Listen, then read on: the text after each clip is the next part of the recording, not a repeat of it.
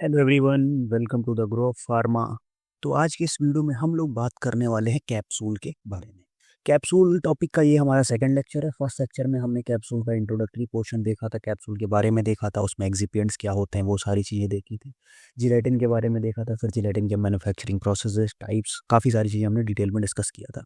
अगर अभी तक आपने वो वीडियो नहीं देखा है तो एक बार जाके वो वीडियो ज़रूर चेकआउट कर लेना। उस वीडियो पे हम ने ये सारी चीज़ें कर रखी है। चैनल पे आपको प्लेलिस्ट मिल जाएगी, pharmaceutics ji PAT and NIPER 2025 crash course के नाम से। ठीक है, तो हमारा ये जी पैट एंड नाइपर 2025 का फ्री क्रैश कोर्स चल रहा है, जिसमें हम लोग फार्मास्यूटिक्स एंड फार्माकोलॉजी की बात कर रहे हैं और बहुत जल्दी हम आगे फार्माकोग्नोसी एंड अदर सब्जेक्ट्स भी स्टार्ट करने वाले हैं। तो इसमें हम लोगों ने फार्मास्यूटिक्स में प्री फॉर्मुलेशन कवर कर लिया है, हमने टैबलेट कंप्लीट कर लिया है, डोजेस फॉर्म कंप्लीट कर दिया है, और हमने कैप्सूल का भी, आज हम कैप्सूल भी खत्म कर देंगे। इसके बाद माइक्रो एनकैप्सुलेशन का भी एक लेक्चर हो जाएगा और ये टॉपिक भी हमारा कवर हो जाएगा। ठीक है, इसके साथ ही हमने प्री फॉर्मुलेशन का पीवाईक्यू डिस्कशन और टैबलेट का भी पीवाईक्यू डिस्कशन कर रखा है, और साथ में फार्माकोलॉजी में हमने जनरल फार्माकोलॉजी कंप्लीट कर दिया है, और उसके बाद हमने कार्डियोवैस्कुलर सिस्टम भी कंप्लीट कर दिया। ठीक है, तो इतनी सारी चीज़ें हमारी चैनल पे कंप्लीट है पीवाईक्यू डिस्कशन के साथ ही। और साथ में हम एक प्रैक्टिस क्वेश्चन सीरीज भी चालू कर रहे हैं चैनल पे, जैसे जो कि हमारा चैनल पे कितने बजे होने वाली है, वो होने वाली है 10 PM पे। ठीक है, उसके 2 लेक्चर्स हो चुके हैं ऑलरेडी। 2 लेक्चर्स में हमने जनरल फार्माकोलॉजी कवर कर दी पूरी, 50-50 टोटल 100 क्वेश्चन जनरल फार्माकोलॉजी के करा दिए हैं। उसके बाद हम बात करेंगे अब इसके बारे में कैप्स, उसके बाद अगला हम ऑटोनॉमिक नर्वस सिस्टम है, ऐसे करके कंप्लीट हम पूरा शेड्यूल के साथ कंप्लीट कराएंगे आपको। अब जो हमारे थोड़े छोटे टॉपिक हैं उसके हम 50 क्वेश्चन डिस्कस करते हैं उसमें, और जो थोड़ा बड़े से टॉपिक हैं उनके हम 100 क्वेश्चन डिस्कस करने वाले हैं। ठीक है, तो ये सारी चीज़ें आप लोग के लिए free of cost YouTube channel पे अवेलेबल है। इसकी नोट्स अगर आपको चाहिए तो नोट्स पे हमारा वेबसाइट है, डिस्क्रिप्शन बॉक्स में लिंक है, वहाँ से आप नोट्स भी डाउनलोड कर सकते हो। तो ये सारी चीज़ें आप लोग के लिए फ्री ऑफ कॉस्ट अवेलेबल है। तो आपको क्या करना है, आपको बस चैनल को सब्सक्राइब करना है, थोड़ा सा हमें सपोर्ट करना है चीज़ों को आगे ले जाने के लिए। ठीक है, अपने दोस्तों के साथ शेयर करो, मैक्सिमम लोगों को ज्वाइन कराओ क्लास में, और साथ में अपना चैट बॉक्स को थोड़ा सा इंटरेक्टिव बना के रखो। ठीक है, तो आज यार फिर फटाफट से वीडियो स्टार्ट करते हैं। चलो, तो आज सबसे पहले हम बात करने वाले हैं हार्ड जिलेटिन कैप्सूल के बारे में बात करेंगे, फिर सॉफ्ट जिलेटिन कैप्सूल और इनके मैन्युफैक्चरिंग प्रोसेस और सारी इंपॉर्टेंट पॉइंट्स को बात करके आज हम कैप्सूल को बाइंड अप करेंगे। ठीक है, अब हार्ड जिलेटिन कैप्सूल्स क्या होते हैं? Hard gelatin capsules are the common doses form made up of 2 piece capsule से। हार्ड जिलेटिन कैप्सूल क्या होते हैं? 2 पीस के कैप्सूल से बने होते हैं। कौन कौन सा? एक होता है बॉडी, एक होता है कैप। ठीक है, 2 पोर्शंस होते हैं हार्ड जिलेटिन कैप्सूल में, जबकि सॉफ्ट जिलेटिन कैप्सूल में हमारा ऐसा नहीं देखने को मिलता। सॉफ्ट जिलेटिन कैप्सूल क्या होता है हमारा? वो सिंगल ही रहता है। ठीक है, they are typically use for किसके किस लिए? Solid oral medication including powder, granules and pellets, इन सब के लिए हम हार्ड जिलेटिन कैप्सूल का यूज करते हैं। ठीक है, अब इसमें क्या होता है, जो हार्ड जिलेटिन कैप्सूल होता है इसमें जो शॉर्टर पीस होता है, एक बॉडी और कैप की बात कर ली, ये क्वेश्चन पूछा जा चुका है, किसी एग्जाम में पूछा गया था, शायद जीपैट के किसी एग्जाम में पूछा था। हम पीवाईक्यू डिस्कस करेंगे तो उसके बारे में बात कर लेंगे। इसमें क्या होता है, जो शॉर्टर पीस होता है उसको बोलते हैं हम लोग कैप, और जो लॉन्गर पीस होता है उसको बोलते हैं बॉडी। ठीक है, क्या होता है, जो शॉर्टर पीस होता है उसको बोलते हैं कैप, एंड जो लॉन्गर पीस होता है उसको हम लोग बोलते हैं बॉडी।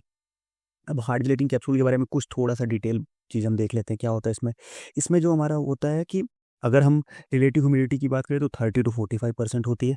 फिर मॉइस्चर कंटेंट की बात करें तो 13-16% का मॉइस्चर होता है वेट बाई वेट। अगर मॉइस्चर कंटेंट बिलो 10% हो गया तो क्या हो जाएगा कि जो हमारा कैप्सूल होगा वो एकदम ब्रिटल हो जाएगा और डायमेंशनल चेंजेस देखने को मिलेंगे हमें।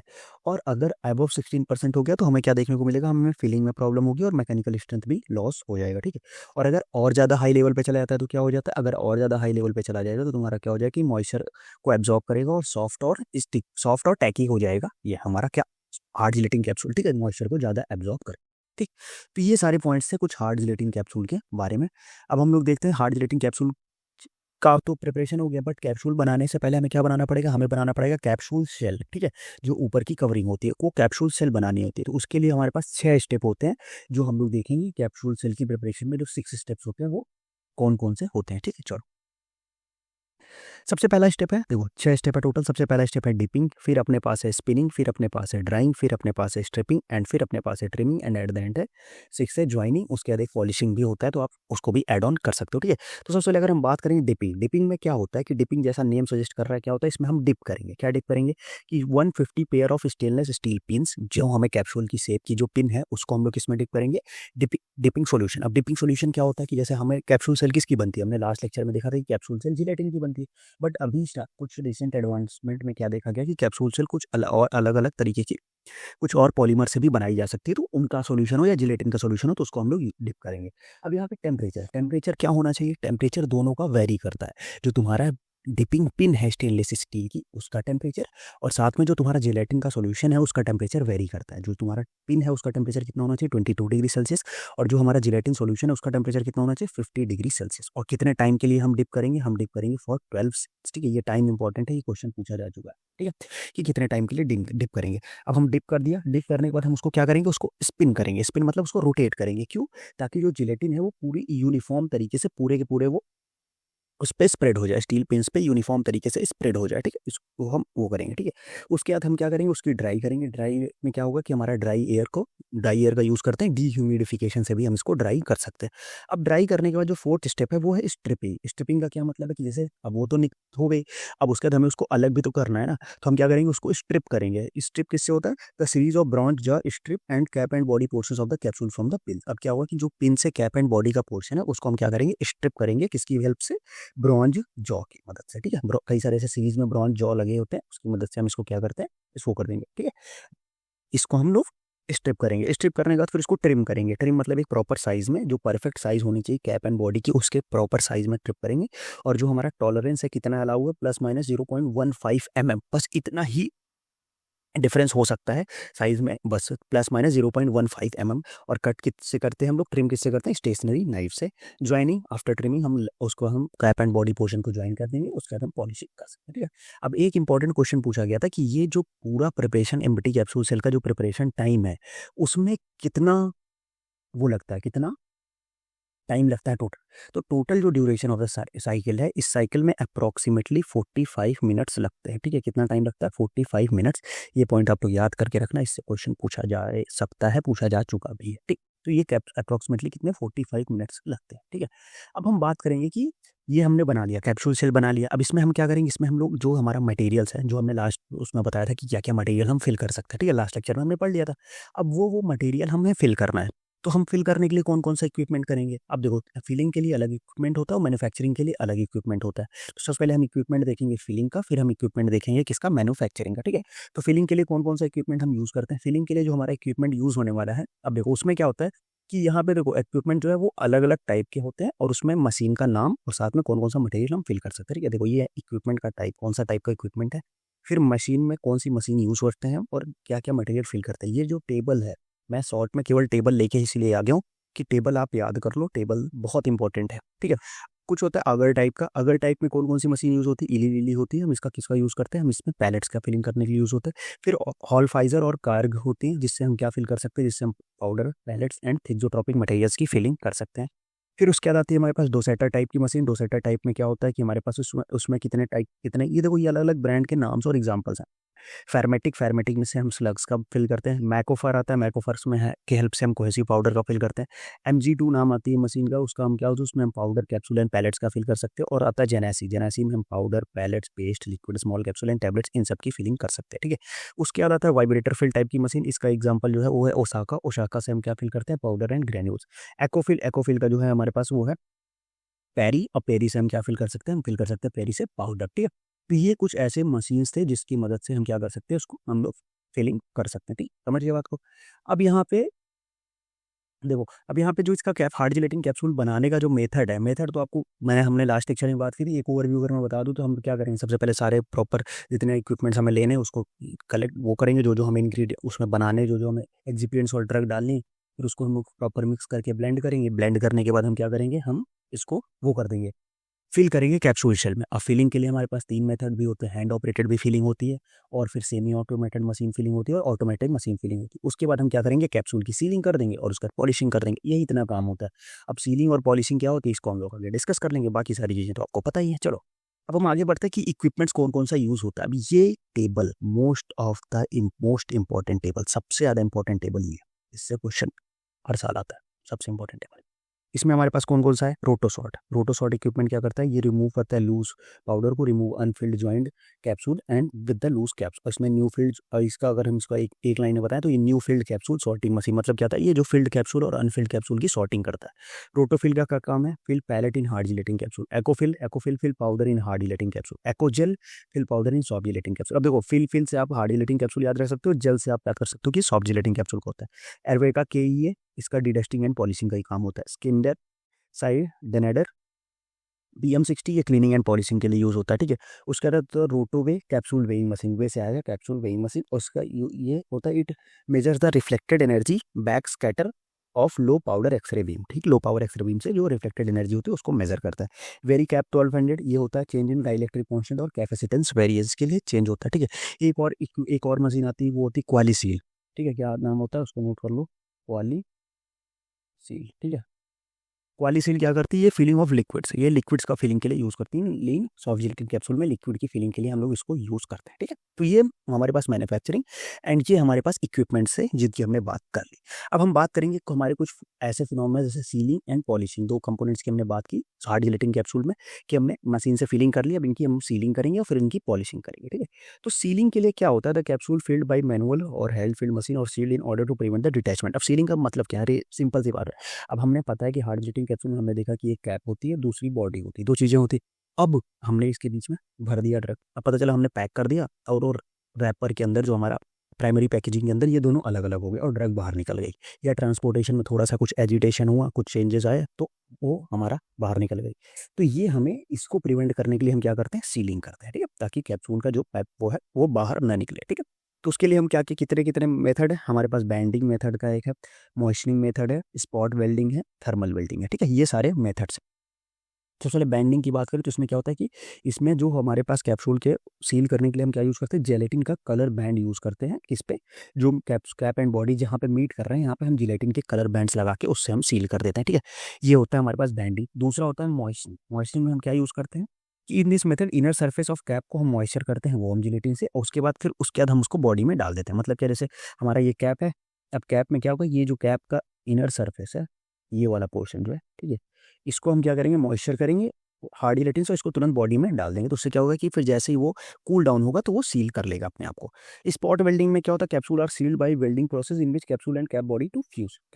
ये कैप्सूल और उसको हम लोग फ्यूज करते हैं, और उसका जो ज्वाइंट होता है वहाँ पे एक रिंग लाइक अपीयरेंस देखने को मिलता है जहाँ पे वो सीलिंग होती है। और इसका सबसे ज़्यादा जो यूज़ होने वाला मोशन है वो है थर्मल सीलिंग। थर्मल वेल्डिंग में क्या करते हैं कि हम वेटिंग सॉल्यूशन को हम अप्लाई करते हैं meeting point capsule and Boeing पे, उसका फिर हम उसको लो वो कर देते हैं, उसका टेम्परेचर जो होता है वो लो कर देते हैं। उसके फिर जो सील्ड टेम्परेचर को हम सील किस पे करते हैं, 40 to 45 डिग्री सेल्सियस पे हम लोग उसको क्या करते हैं कि सील करते हैं। इसको समझ गया बात को। ये सारे मेथड्स थे जिससे हम लोग क्या करते हैं, जिससे हम लोग सीलिंग करते हैं, ठीक है, ताकि हमारा जो कंटेंट है हार्ड जिलेटिन कैप्सूल में वो बाहर निकल के ना आए, ठीक है।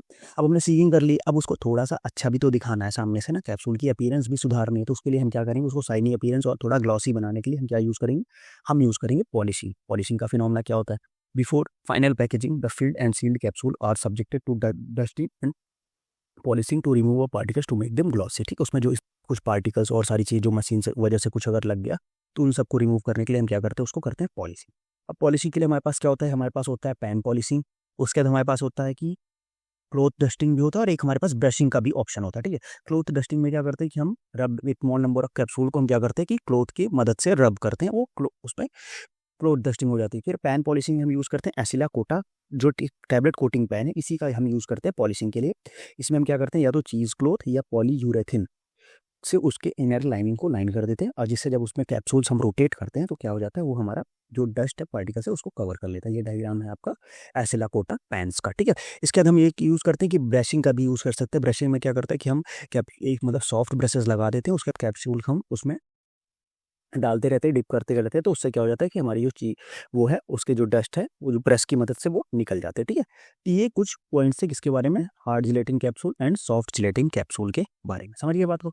अब हम नहीं, सॉरी, सॉफ्ट तो अभी हुआ नहीं, हार्ड जिलेटिन कैप्सूल के बारे में। अब एक और क्वेश्चन आ जाता है कभी कभी कि रेशियो पूछ लेता है, तो ये मैं आपको बता दूं किसका रेशियो, जिलेटिन टू प्लास्टिसाइजर, ठीक है। क्या क्वेश्चन पूछता है, तो ये हमारे पास प्लास्टिसाइजर इस टू जिलेटिन का रेशियो, ठीक है। क्वेश्चन पूछा जा चुका है, कई बार पूछा जा चुका है। तो ये क्या कंडीशन होती है अगर हार्ड होगा, ठीक है। इसमें हम तीन कंडीशन लेते हैं, हार्ड, फिर हम लेते हैं मीडियम, और फिर हम लेंगे सॉफ्ट, ठीक है। तीन कंडीशंस होती हैं कैप्सूल्स में। तो अगर हार्ड में होगा तो हार्ड में हमारा जो जिलेटिन इस टू प्लास्टिसाइजर का जो रेशियो रहेगा वो क्या रहेगा, वो रहेगा 0.4:1, ठीक है। वेट अ मिनट, ठीक है, क्या रहेगा वो, 0.4:1। ठीक है। और अगर हम बात करेंगे मीडियम, मीडियम में वो रहेगा 0.6:1। और अगर हम बात करेंगे सॉफ्ट, तो सॉफ्ट में वो रहेगा 0.8:1। ठीक है। तो देखो जैसे जैसे उसकी सॉफ्टनेस, इलास्टिसिटी बढ़ती जा रही है, हम क्या कर रहे हैं वहाँ पे प्लास्टिसाइजर का कंटेंट बढ़ाते जा रहे हैं। ठीक है। तो इसको आप अलग से नोट करके लिख लेना। ठीक है। तो ये हमारा प्लास्टिसाइजर एंड जिलेटिन की रेशियो की हमने बात कर ली। अब हम बात करेंगे किसके बारे में, अब हम लोग बात करेंगे थोड़ा सा सॉफ्ट जिलेटिन कैप्सूल के। ठीक है। आगे बढ़ते soft gelatin capsule. Soft gelatin capsule या इसको हम सॉफ्ट जेल्स भी बोलते हैं कभी कभी। Soft gelatin capsule are the type of capsule that is made up for a single piece. अभी हमने देखा था कि हार्ड जिलेटिन में क्या था, हार्ड जिलेटिन में हमारे पास क्या था, हार्ड जिलेटिन में हमारे पास था बॉडी एंड कैप दोनों था, but soft gelatin capsule single piece होता है। Flexible gelatin shell and are often filled with, इसमें क्या क्या फिल्ड हो सकते हैं, लिक्विड ऑयल्स और सेमी सॉलिड सब्सटेंसेस के अंदर फिल हो सकते हैं। Soft gels are often use for drug that require a better absorption, आपका बेटर एब्जॉर्प्शन लाइक ऑयली और हाइड्रोफोबिक सब्सटेंस, उसके लिए हम सॉफ्ट जिलेटिन का यूज करते हैं। इसके एडवांटेजेस क्या है, हायर बायोअवेलेबिलिटी होती है। ठीक है। उसके बाद फिर आइडियल फॉर फ्लूइड और सेमी सॉलिड के लिए हाइड वो आइडियल होता है। अब यहाँ पे इस पॉइंट से एक शायद जीपैट 2018 में या किसी ईयर में इस पॉइंट से क्वेश्चन पूछ लिया था। इसको आप याद रखना कि अगर जो सॉफ्ट जिलेटिन कैप्सूल के जो शेप होता है उसके बेसिस पे उसमें जो कैपेसिटी होती है वो वेरी करती है। ठीक है। अब जैसे अगर स्पेरिकल शेप है तो 0.05 से 5 ml तक रहेगा। अगर ओवाइड शेप है तो 0.05 से 7 ml रहेगा, ओवाइड या ओवल। सिलेंड्रिकल है तो 0.15 से 25 ml तक हो सकता है। और पियर लाइक शेप है तो 0.35 से 5 ml तक की कैपेसिटी हो सकती है। इसमें हमारी सॉफ्ट जिलेटिन कैप्सूल में वो डिपेंड करता है, उसके शेप के हिसाब से हम उस पर कैपेसिटी को वेरी कर सकते हैं। अब बात करते हैं manufacturing of the soft gelatin capsule. तो आपको जो सॉफ्ट जिलेटिन कैप्सूल की मैन्युफैक्चरिंग के लिए आपको बस नाम पता होना चाहिए, बाकी उतना क्वेश्चन इससे पूछा नहीं आता। आप बस अगर नेम याद रखेंगे तो आपका काम हो जाएगा। ठीक है। तो नेम क्या क्या है इसमें, हमारे पास नेम है rotatory dry process, plate process, reciprocating process है, उसके बाद एक्ोजेल मशीन है, और साथ में हमारे पास सीमलेस बबल मेथड है। ठीक है। तो ये कुछ हमारे पास ऐसे मेथड्स हैं जिससे हम सॉफ्ट जिलेटिन कैप्सूल बना सकते हैं। आपको बस इसके नाम याद होने चाहिए, नाम आपका याद रहेगा तो आप आराम से काम कर सकते हो। समझिए बात को। तो ये सारी चीज़ें आपको याद होनी चाहिए। ठीक है। इसमें सॉफ्ट जिलेटिन कैप्सूल के हिसाब से दिए। ठीक है। अब इसमें हमारे पास क्या होता है कि ब्लूम स्ट्रेंथ कितनी होती है, 150 to 250 के बीच में होनी चाहिए। विस्कोसिटी 25 to 45, वो सारी चीज़ें हमने पता ही रखी थी लास्ट लेक्चर में। मॉइस्चर कंटेंट 6 to 10 होता है। तो ये सारी चीज़ें हमें पता है, यही सारी चीज़ें हमें किसके बारे में, सॉफ्ट जिलेटिन कैप्सूल के बारे में पता होनी चाहिए। समझ के बात को। चलो अब यहाँ पे प्लास्टिसाइजर का भी यूज़ होता है, वो अभी रेशियो में देखा कि ज़्यादा रेशियो में प्लास्टिसाइजर यूज़ होता है। और प्लास्टिसाइजर कौन कौन सा होता है, सॉर्बिटॉल होता है, ग्लिसरीन होता है, पीईजी पॉलीइथाइलिन ग्लाइकोल, ये हमारे एज अ प्लास्टिसाइजर की बात होती है। ठीक है। तो ये सारी चीज़ें थी किसके बारे में, सॉफ्ट जिलेटिन कैप्सूल के बारे में। अब हम लोग थोड़ा सा आगे बढ़ेंगे, दोनों का डिफरेंस देखेंगे, hard gelatin capsule and soft gelatin capsule का हम थोड़ा डिफरेंस देखेंगे। उसके बाद हम कुछ और इंपॉर्टेंट पॉइंट्स के बारे में बात करेंगे, इवेल्युएशन टेस्ट। ठीक है। चलो आ जाओ, डिफरेंस बात करते हैं soft gelatin capsule and hard gelatin capsule का डिफरेंस की। हार्ड जिलेटिन कैप्सूल में क्या होता है कि हमारे पास दो डिटैचेबल पार्ट होता है, बॉडी एंड कैप। जबकि सॉफ्ट जिलेटिन कैप्सूल क्या होता है, एक सिंगल यूनिट आफ्टर सीलिंग बन जाता है, कोई बॉडी और कैप का लफड़ा इसमें नहीं रहता है, एक सिंगल यूनिट हो जाती है। ठीक है। समझिए बात। अब अगर हम बात करें कि अपना शेप ऑफ द कैप्सूल इसमें सिलेंड्रिकल होता है, और इसके लिए भी हमने देखा ओवल हो सकता है, राउंड हो सकता है, ट्यूब लाइक हो सकता है, कुछ भी हो सकता है। ठीक है। अब मेनली हमारे पास क्या होता है कि इसमें मेनली सॉलिड मेडिकामेंट का कैप वो करते हैं हम लोग। इसमें हम लोग क्या करते हैं कि ऑयल, सस्पेंशन, ऑप्थेल्मिक सारी चीज़ें हम इसमें यूज़ कर सकते हैं। कैप्सूल जो साइज़ वेरी करती है 0.000 to 5 तक से वेरी करती है। इसका जो होता है 0.1 से 30 ml तक की वेरी करती है साइज। अब इसकी बायोअवेलेबिलिटी क्या होता है, थोड़ा सा कम होता है, क्योंकि जो सॉलिड मेडिकामेंट्स है पहले उनको डिसइंटीग्रेट होगा, फिर वो डिजॉल्व होगा, तब जाके एब्जॉर्ब होगा। बट यहाँ पे बायोअवेलेबिलिटी थोड़ा सा ज़्यादा होता है, क्योंकि इसमें अगर हम लिक्विड के फॉर्म में रखेंगे तो डायरेक्टली वो एब्जॉर्ब हो जाएगा। ठीक है। उसके बाद हमारे पास मॉइस्चर कंटेंट इसमें 12 से 16% होता है, इसमें मॉइस्चर कंटेंट 6 to 10% होता है। इसका जो डिसइंटीग्रेशन टाइम होता है वो 30 मिनट्स का होता है, इसका जो डिसइंटीग्रेशन टाइम होता है वो 60 मिनट होता है। तो इसको मैंने ऐसे याद रखा था, सॉफ्ट 60 ऐसे हमने याद रखा था। प्लास्टिसाइजर इसका 0.8:1 होता है, इसमें 0.4:1 होता है, ये मैंने अभी आपको बता दिया। अब अगर हम बात करें ब्लूम स्ट्रेंथ की, तो जो हमारे पास सॉफ्ट जिलेटिन कैप्सूल होता है, ब्लूम स्ट्रेंथ होती है अबाउट, मतलब सॉफ्ट स्ट्रेंथ है तो 100 ग्राम तक हम रख सकते हैं इसको। और उसके बाद इसकी जो होती है वो 200 to 250 तक हो जाती है। ठीक है। ये हार्ड जिलेटिन कैप्सूल की बात हो गई, ये सॉफ्ट जिलेटिन कैप्सूल की बात हो गई। समझ गए बात को। तो ये सारी चीज़ें। अब एक और प्रोसेस, एक और डिफरेंस है, इसमें जो हमारे पास कैप्सूल फिलिंग होती है वो हमारे पास हार्ड जिलेटिन कैप्सूल में क्या होता है, कंबाइंड मशीन में ही यूज़ होता है। ठीक है। जबकि सॉफ्ट जिलेटिन में क्या होता है कि एक कंबाइंड में ही कैप्सूल फिलिंग हो जाती है। जबकि हार्ड जिलेटिन में कैप्सूल में क्या होता है कि पहले हम उसको वो बनाते हैं, क्या बनाते हैं, पहले हम उसका कैप एंड बॉडी का प्रिपरेशन करते हैं, फिर उसके बाद हम लोग उसको फिल इनकैप्सुलेट करते हैं, फिल करते हैं उसके अंदर। ये हमने अभी आगे आपको पूरा मेथड बता दिया कि कैसी चीज़ें होती हैं। ठीक है। तो ये एक डिफरेंस था, एक बेसिक ओवरव्यू था hard and soft gelatin capsule के बारे में। ठीक है। अब हम लोग आगे बढ़ेंगे और देखेंगे कैप्सूल के इवेल्युएशन टेस्ट, जिससे क्वेश्चन पूछे जाते हैं। इंपॉर्टेंट टॉपिक है कैप्सूल का इवेल्युएशन टेस्ट। ठीक है। पढ़ो। तो इवेल्युएशन टेस्ट में अगर हम बात करें, सबसे पहले बात आता है content uniformity test. Content uniformity test में क्या होता है, सबसे पहले हमारा क्या होता है कि हम 30 कैप्सूल लेंगे, ठीक है। अब 30 कैप्सूल पे सबसे पहले हम कितनों का ऐसे करेंगे, सबसे पहले हम 10 कैप्सूल्स का ऐसे करेंगे। अब जो 10 कैप्सूल है, सबको पहले हमने इंडिविजुअल किया, उसके बाद जो 10 कैप्सूल है उसमें से कम जो 9 कैप्सूल है उनका जो वेट आना चाहिए, ड्रग का कंटेंट जो आना चाहिए वो अब 85 टू 115% के बीच में आना चाहिए। दैट इज हमारे पास 9 के लिए कितना ±15% का वेरिएशन है। और कोई भी ड्रग 75 टू 125 के नीचे नहीं जानी चाहिए, मतलब ±25% तो लास्ट हुआ है, समझे बात को। मतलब हमने 30 कैप्सूल करना है हमें, फिर हम क्या करेंगे, हम 30 कैप्सूल एक साथ तो करेंगे नहीं, हम अपना टाइम बचाएंगे, पहले हम 10 कैप्सूल के लिए ऐसे करेंगे इंडिविजुअली, उसका कंटेंट यूनिफॉर्मिटी चेक करेंगे। उसमें से 9 कैप्सूल में कंटेंट कितना होना चाहिए, 85 टू 115% होना चाहिए। और कोई भी ऐसा कैप्सूल नहीं होना चाहिए जितना 75 टू 125% से नीचे ड्रग उसमें गई। अगर किसी भी कैप्सूल में ये 75 टू 125 का क्राइटेरिया हटता है तो वहीं पे हमारा कंटिन्यू यूनिफॉर्मिटी टेस्ट फेल हो जाता है। बट अगर मान लो हमने 9 की बात की, अब कोई 9 से एक जो है, अगर 10 के 10 आ गए तो कोई दिक्कत नहीं, तब तो वहीं पास हो जाएगा। और अगर 9 ही आए, एक नहीं आया, तो जो दूसरा वाला है फिर हम क्या करेंगे कि जो बचे हुए 20 हैं उनको हम लोग ऐसे करेंगे। और उसमें से एट लीस्ट 27, उसमें से हम लोग क्या करेंगे, उसमें से एट लीस्ट 27 इस क्राइटेरिया में आना चाहिए और कोई भी इस क्राइटेरिया में नहीं आना चाहिए, समझ गए। मतलब अगर हम टोटल 30 की बात करें तो 30 में जो हमारे पास है, वेट, ठीक है, जो 30 में हमारे पास है टोटल, अगर हम 30 की बात करें तो 30 में हमारे पास 27 का जो है वो किसके बीच में आना चाहिए, वो 85 टू 115 के बीच में आना चाहिए। और नो कैप्सूल, कोई भी कैप्सूल जो है वो 75 टू, ठीक है, कोई भी कैप्सूल जो है आपका वो 75 से 125% के नीचे नहीं जाना चाहिए, तब तो हम कहेंगे कैप्सूल का जो है वो कंटिन्यू यूनिफॉर्मिटी टेस्ट पास हो गया। नहीं तो आपका कंटिन्यू यूनिफॉर्मिटी टेस्ट फेल हो जाएगा, समझिए बात को। चलो अब आगे बढ़ते हैं हम लोग। अब कंटेंट यूनिफॉर्मिटी टेस्ट करते क्यों है इसको भी जान लो, कि जो उसके अंदर कंटेंट है वो हर कैप्सूल में सिमिलर है कि नहीं, पता चला किसी में ज़्यादा ड्रग है किसी में कम ड्रग है, तो उसके बारे में, ठीक है।